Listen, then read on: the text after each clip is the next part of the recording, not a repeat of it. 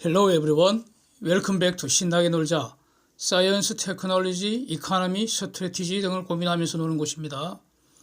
다음 연준회의는 한국 시각으로 5월 5일 새벽입니다.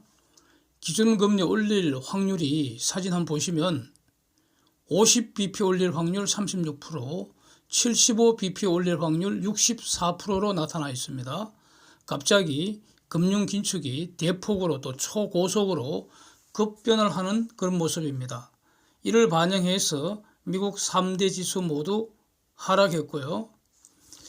또 한편 그 후티 반군 세력들이 사우디 유전 시설을 공격한 거 이게 계기가 돼서 유가도 급등을 했습니다. 인플레이션 압력을 더 높이는 그런 상황이죠.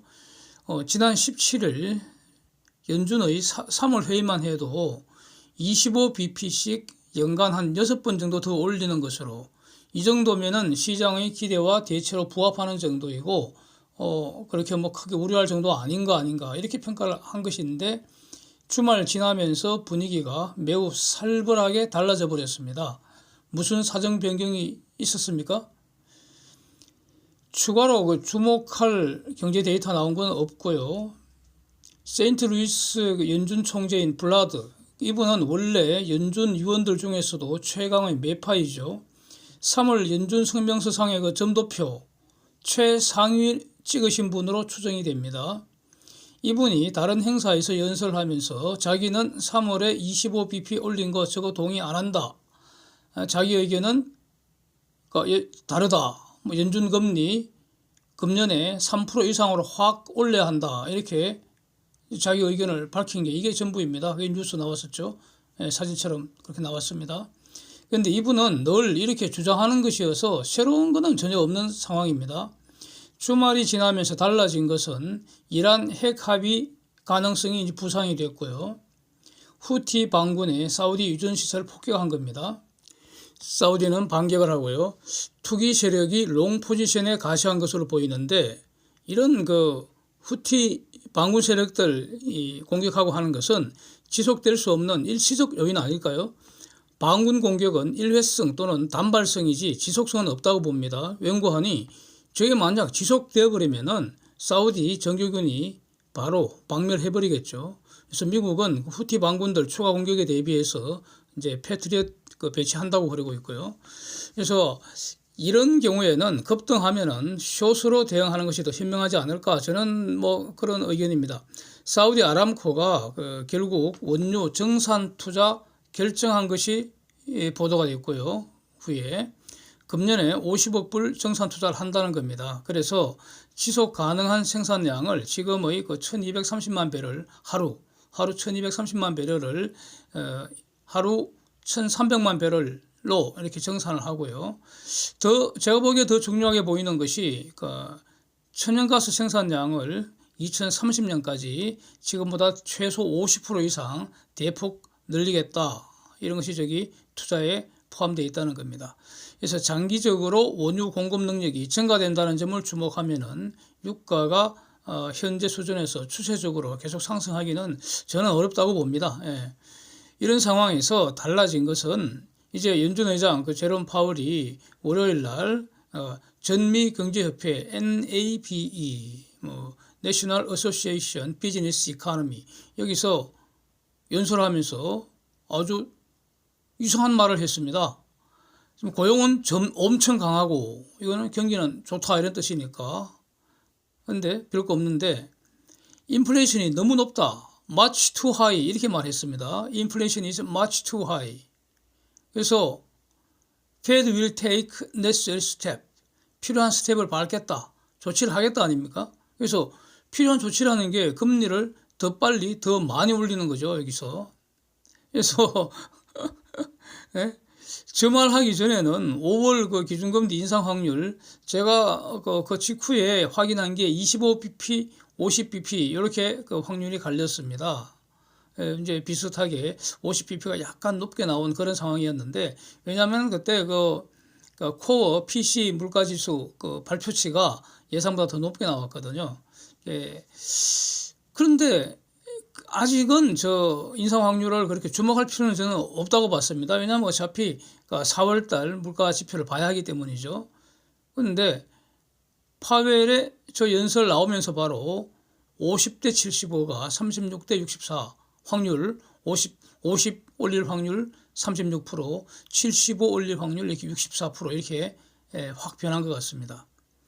그러면서 양적 긴축, 즉 시중의 유동성 줄이는 거, 요게 빠르면 5월에 시작할 수도 있다, 이런 말이 지금 퍼지는 것 같습니다. 양적 긴축이 뭔가 구체적으로 한번 보면은 연준이 매입해서 갖고 있는 국채 등 이런 채권이 대략 한 9조 달러 정도 된다는 거죠. 이게 지금 너무 많기 때문에 줄여야 하는데, 그 줄이는 방식이 만기가 되면은 지금까지는 이거를 만기 연장을 해줬다는 거죠. 롤 오버 해줬다는 거 아닙니까?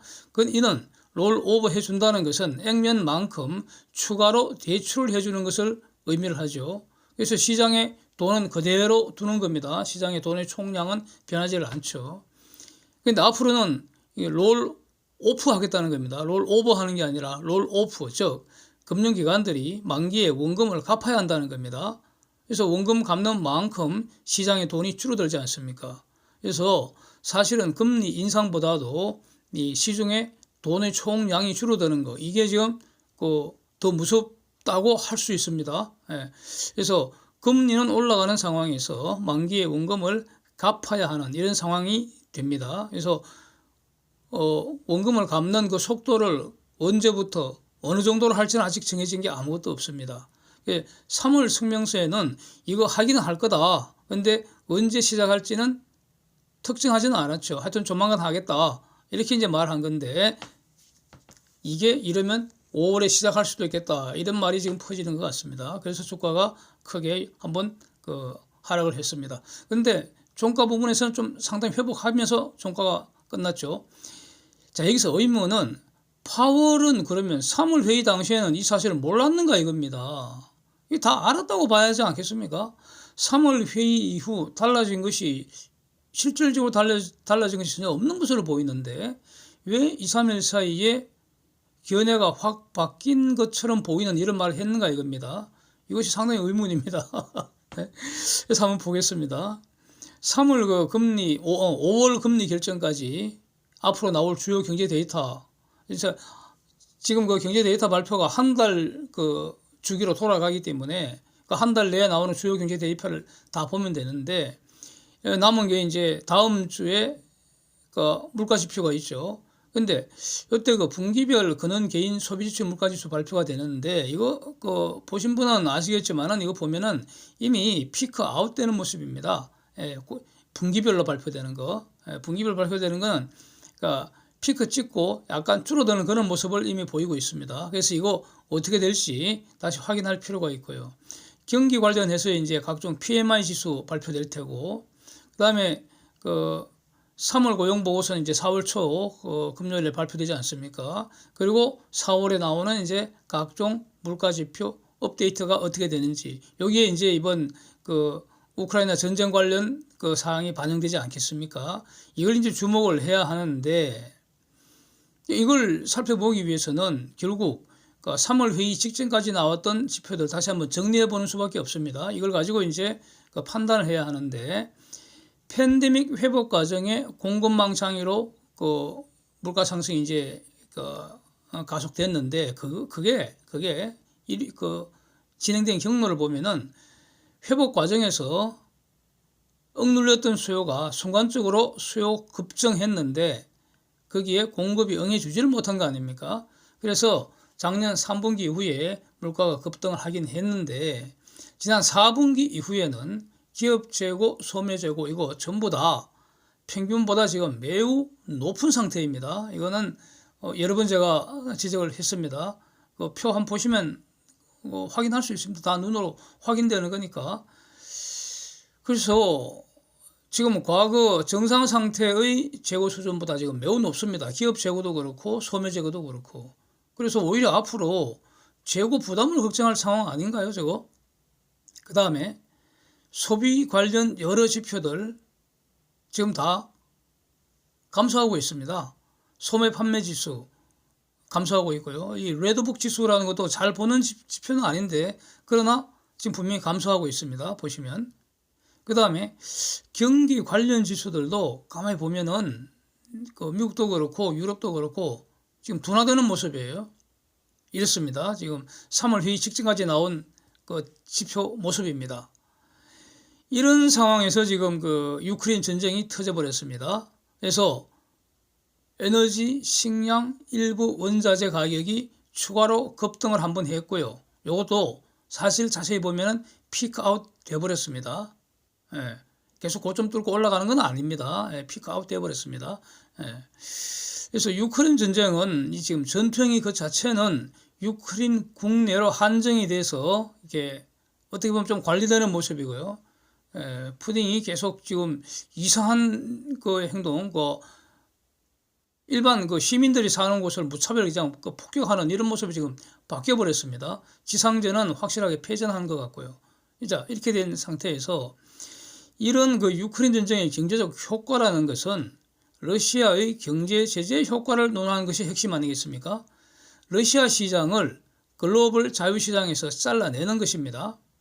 그러면은 그 경제적 효과라는 것은 일단 그 러시아로 인한 그 유효 수요 감소를 가져오는 것이고, 이것은 물가 상승 압박을 감소하는 효과가 있지 않겠습니까? 물론 그 유효 수요 감소로 경기 둔화 요인을 먼저 논하는 것이 정석이지만 지금은 이 경기 후퇴를 걱정하는 것이 아니고 인플레이션이 쟁점이잖아요. 그러니까 러시아 제재가 물가 상승을 추가로 가속할 가능성은 일반적으로는 낮다고 볼 수 있을 것 같습니다. 저는 그렇게 정리합니다. 그런데 여기서 이제 에너지하고 곡물하고 일부 원자재인데, 가령 러시아산 에너지 공급을 차단하는 문제도 원유는 지금 대체 방안이 수립되는 도중에 있고요. 이 원유가 당장 쇼티지 나고 그런 상황은 전혀 아닙니다. 오히려 그 미국 공화당 쪽 그 의원들 움직임은 러시아 기름을 사우디나 이란이나 베네수엘라 기름으로 대체할 것이 아니라 미국이 정산해라 이거죠. 그래서 미국 기름으로 대체하자 이런 의견이 자꾸 나오고 있습니다. 이게 무슨 말이겠습니까 이게? 이는 그 원유 쇼티지를 걱정하는 그런 단계가 아니고 글로벌 에너지 패권 전략에 대한 그 논쟁으로 봐야 하지 않겠는가, 이런 생각이 들고요. 가스는 그 물리적 성질이 원유하고는 많이 다르죠. 그래서 그 유럽 같은 경우에 액체 러시아 가스, 액화가스는 바로 지금 끊어버리는 상황입니다. 파이프로 오는 기체가스는 지금 서서히 줄이겠다는 겁니다. 이거는 그러니까 에너지 의존도가 워낙 높아서 그렇습니다. 당장 줄이면은 극심한 혼란이 오기 때문에 혼란이 없는 정도로, 즉 에너지 문제를 관리하면서 서서히 줄이겠다는 겁니다. 그 서서히 줄이는 방법이 액체 가스는 바로 끊어버리고, 즉 이 말은 대체할 것이 있다는 의미 아니겠습니까? 걱정할 필요 없다는 뜻입니다. 그 다음에 그 중공은 전혀 변화가 없는 것이고요. 그러니까 중공은 제재 안 한다는 거니까 제재 안 하겠다, 러시아 제재에 동참하지 안 하겠다는 중요한 그 세력이 중공하고 인도 아니겠습니까? 그래서 중공은 지금 러시아로부터 받는 에너지에 변화가 없는 것이고, 그 말은 글로벌 시장에서 전체로 본다면은 공급 줄어드는 속도가 줄어든다는 의미 아니겠습니까? 그래서 그 중공이 제재에 동참하지 않는 저것을 어떻게 앞으로 처리할지는 그는 변론이고요. 수급 면에서는 중공이 러시아 가스를 파이프와 배로 계속 받고 있는 그 정도만큼 국제시장에서 러시아산 공급이 줄어드는 속도가 감소하는 것이죠. 그런 효과는 분명히 있습니다. 그래서 유럽, 특히 독일은 지금 어저께 보도로는 카타르하고 액체 천연가스 장기 공급 계약을 사인을 했습니다.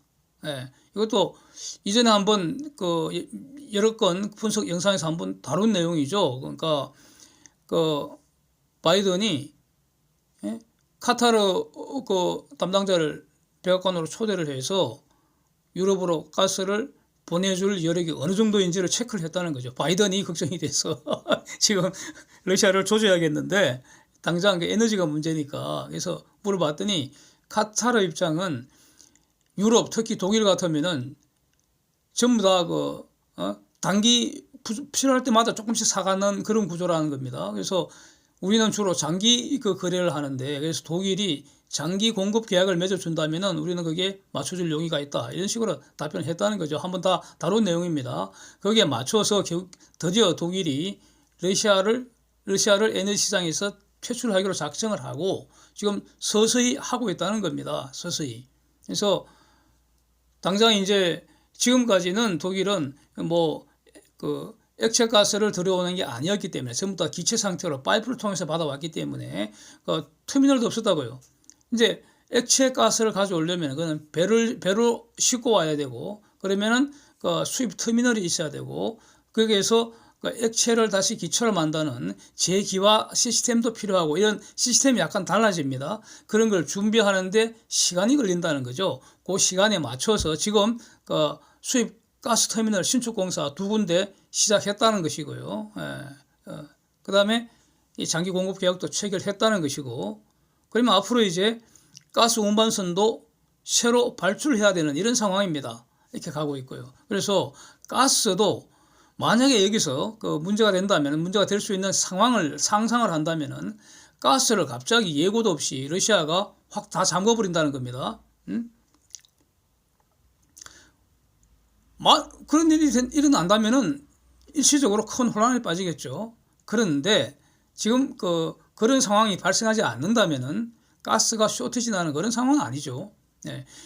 그래서 이제 가정을 하지만 최악의 가정으로 러시아가 갑자기 가스관을 모조리 잠그는 상황이라는 것, 그것은 러시아가 자살 폭탄 터뜨리는 행위라고 저는 봅니다. 이런 짓을 할 가능성은 매우 희박하다고 봅니다. 그래도 만약에 러시아가 자살해버리면 어쩔 것이냐. 아니, 지금 뭐 에너지 관련해서 본다면은 어차피 죽을 운명인데 서서히 죽는 것이 아니라, 지금 서서히 죽이겠다는 것인데, 서서히 죽기 싫고 갑자기 확 죽어버리는, 갑자기 본인이 자살해버리는 경우인데, 그렇게 되면 일시적으로는 대혼란이 오는 것은 당연합니다. 어쩔 수 없습니다. 그런데 이거 해결 못할 일은 저는 아니라고 보고요. 길어봤자 한두 달 혼란이 지나면은 해결책이 나온다. 그러니까 자살해도 별거 없다. 저는 이렇게 보는 입장입니다.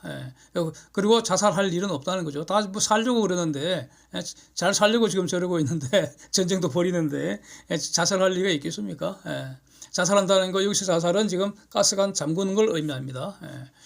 그래서 이러면 저는 3분기 늦어도 연말경이면 지금의 이 에너지 수급 불안, 지금 에너지 수급 불안이 심리적인 면에 매우 강하다고 저는 봅니다.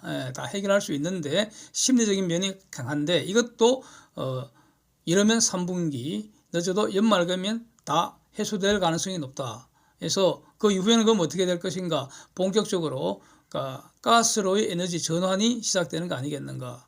그때까지 만약에 푸틴이 숨을 쉬고 있다면, 그쵸, 유크레인 전쟁은 끝나지 않겠죠.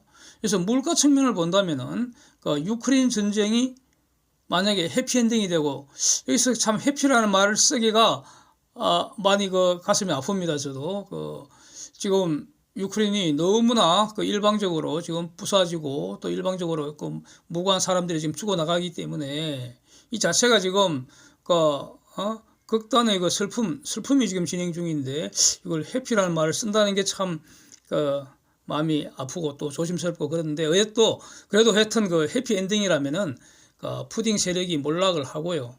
그 다음에 러시아가 원하는 것처럼, 유크레인이 원하는 것처럼 영토 보존하고 자기 주권 지키고, 그 다음에 침략 세력들을 몰아내고, 이런 거 아니겠습니까? 그게 이제 해피엔딩이죠.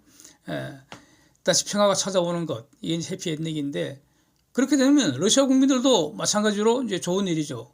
그래서 러시아 시장이 다시 접속이 되고, 이 자유시장에 유크레인 복구 경제가 가동이 되고, 그러면 일시에 물가가 폭등할 가능성이 있지 않겠습니까? 물가 측면에서만 본다면은. 그래서 그러면 일시에 수요 폭증 때문에, 일시 수요 폭증 때문에 물가 폭등할 가능성도 있는데, 기본적으로 이 소비재 중심으로 이런 일이 일어날 가능성이 많고요. 또 유크레인 쪽은 또 이 내구재도 많이 필요하겠지만, 기본적으로 이런 것들은 다 지금 대량 생산 체제를 갖추고 있기 때문에 공급 탄력성이 높다고 저는 봅니다.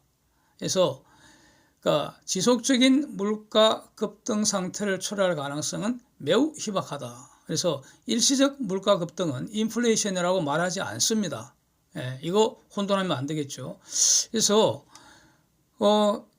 펀더멘털을 저는 기본적으로 이렇게 보고 있기 때문에 관련되는 경제 지표들 한번 간단히 보면은 생산자 물가 지수 이미 피크치에서 둔화되는 모습 보이고 있습니다. 그 사진에서 다 확인됩니다.